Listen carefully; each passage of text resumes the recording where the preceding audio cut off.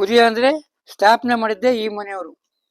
ಅಲ್ಲಿಂದ ಉದಯ ವಾರ ಅಂತ ಹೆಸರು ಬಂದಿದ್ದು.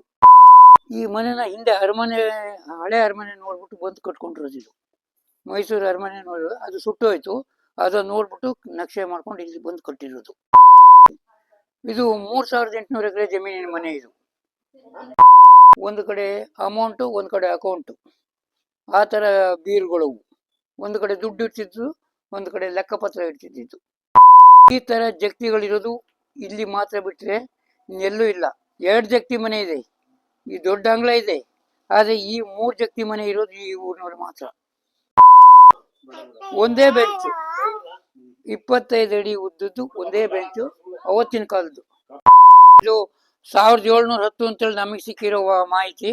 ಅದಕ್ಕಿಂತ ಹಿಂದೆ ಎಷ್ಟು ವರ್ಷ ಇದೆಯೋ, ಒಟ್ಟು 650 ವರ್ಷದ ಮನೆ ಇದು.